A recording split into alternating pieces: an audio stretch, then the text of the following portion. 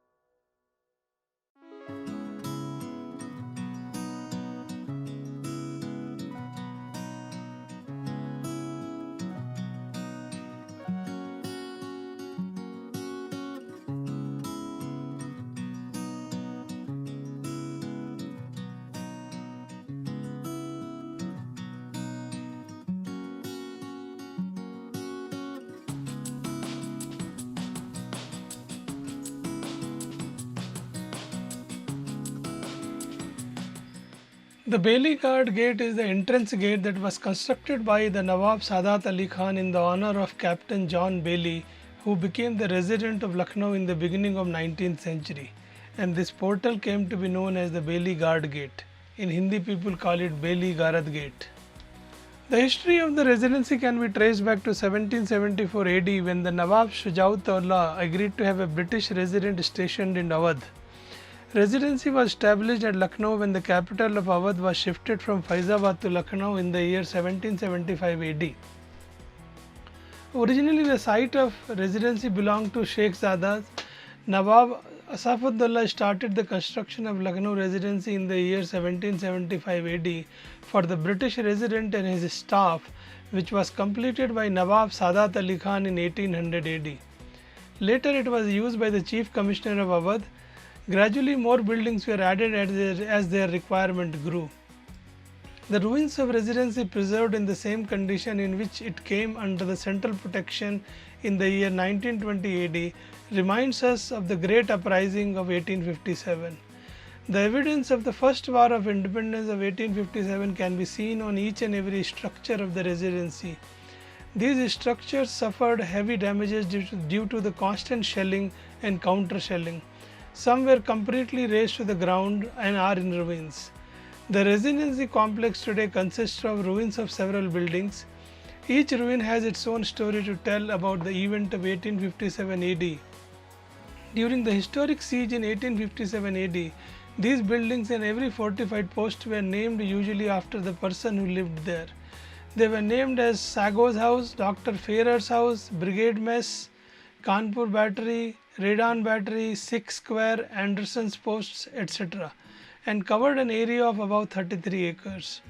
To understand the clear picture of the Residency, an excavation was taken up here, which has brought to light a number of buried structures, including the well planned sewer system besides the main structure of that period.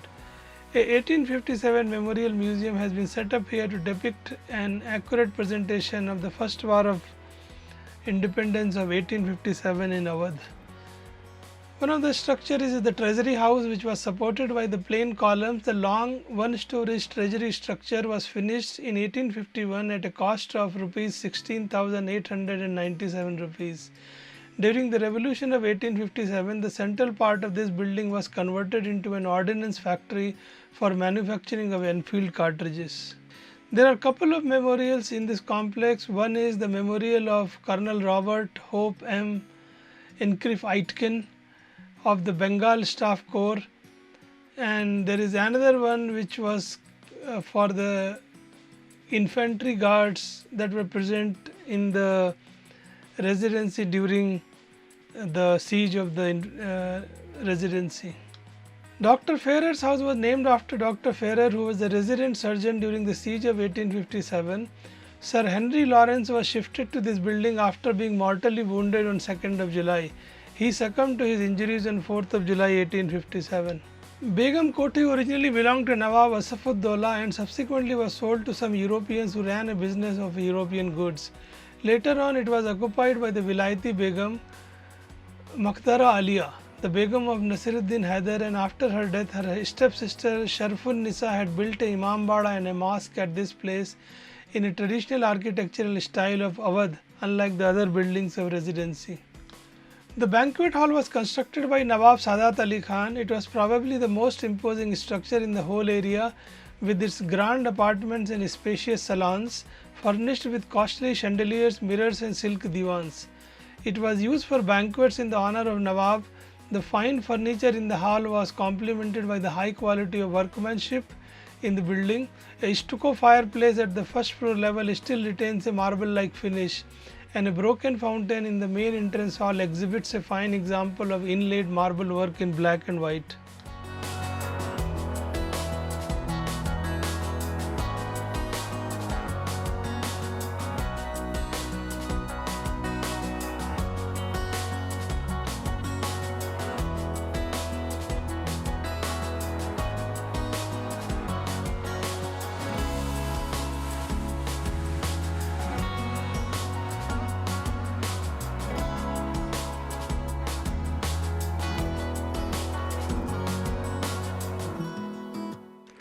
After spending some time in Residency, we got out of this place and we decided to go to Imambada, which is also known as Bhoom Bulaiya. It's a maze-like structure on the top of Imambada.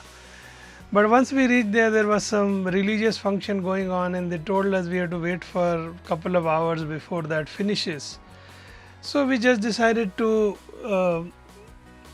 walk around that place. So first we just took a drive through the Rumi Darwaja, which is a huge gate. We just drove around that, parked our car, and then we went walking for some shopping.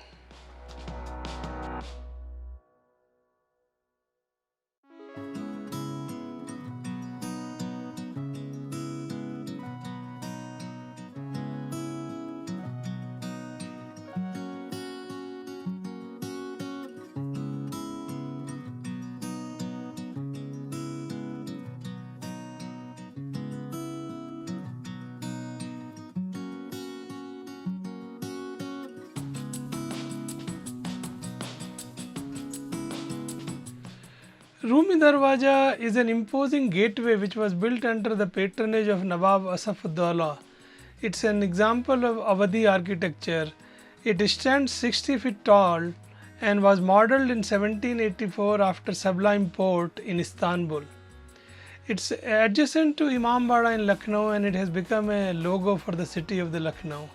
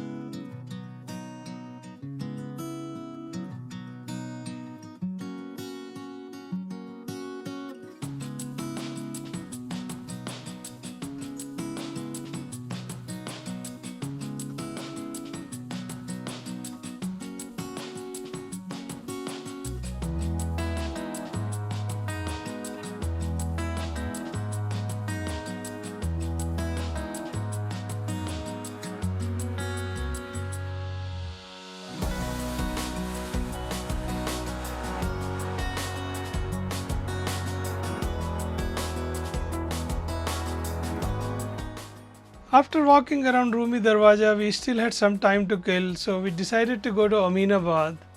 We wanted to go to this kulfi shop called Prakash Kulfi, but we also wanted to eat some chaat in Hazratganj. So we took our car, parked it somewhere midway between Aminabad and Hazratganj, and then walked to both the places. By the time we were done, the Imambada was open, so we went back to the Imambada.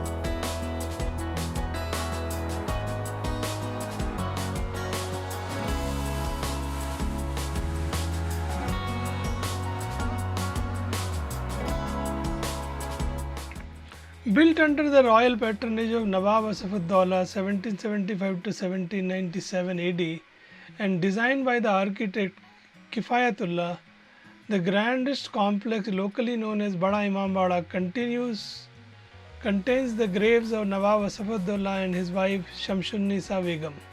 Entered through the triple arch two gateways, its scheme comprises Nawbat Khana on the north, Asafi Mosque on the west, Shahi Bawli on the east, while the main building stands on the rear south. The main building of the Imambada is a three-storied building constructed on a raised platform.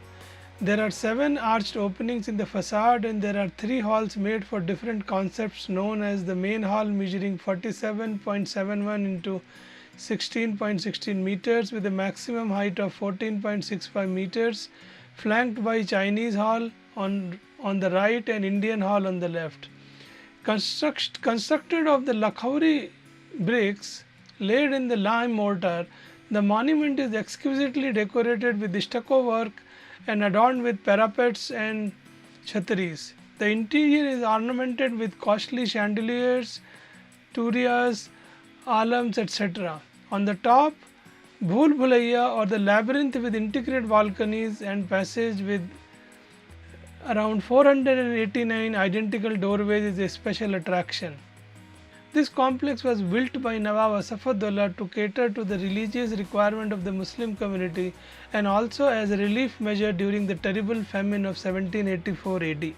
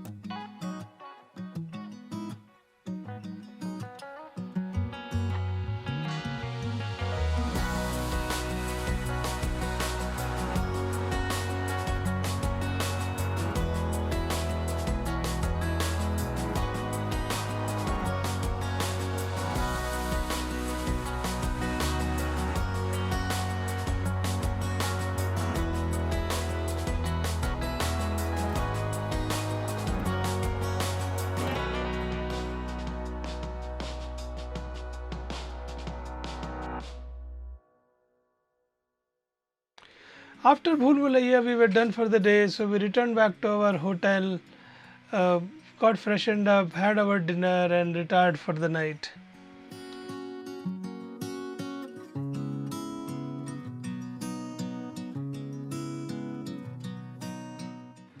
If you have liked this video, please subscribe and hit the bell icon as well to receive notifications.